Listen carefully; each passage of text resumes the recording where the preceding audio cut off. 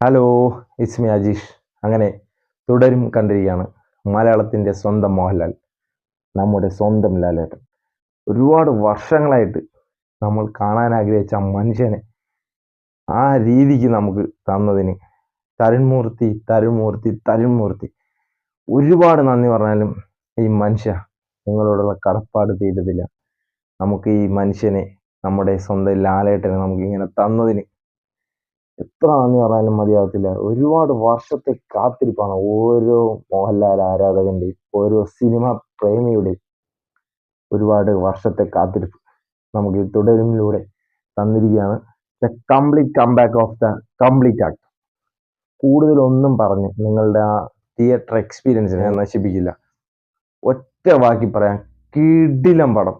പണി അറിയാവുന്നതിൻ്റെ കയ്യിൽ ലാലേട്ടനെ കിട്ടിയപ്പോൾ നമ്മൾ കാണാൻ ആഗ്രഹിച്ച ആ മനുഷ്യൻ അതുപോലെ നമുക്ക് പ്രസന്റ് ചെയ്ത് തന്നു. ആ മനുഷ്യൻ അടിപൊളി ഡയറക്ഷൻ.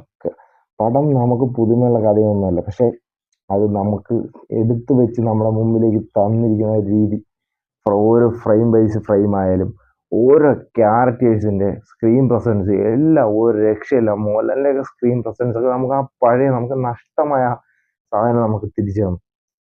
പിന്നെ എടുത്തു പറയേണ്ടത് ഇതിലെ വില്ലൻ.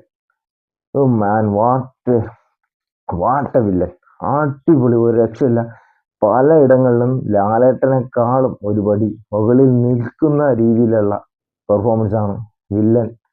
അദ്ദേഹത്തിന്റെ ആദ്യത്തെ പടമാണ് അത്. കണ്ടാൽ തോന്നില്ല പുള്ളി ഫസ്റ്റ് പടമാണ്. അമ്മാതിരി അജാതി ഇജാതി എന്നൊക്കെ പറയാം, അതുപോലത്തെ പെർഫോമൻസ്. എല്ലാവരും, ഈ രണ്ടുപേരും മാത്രമല്ല, പടത്തിലുള്ള എല്ലാവരും.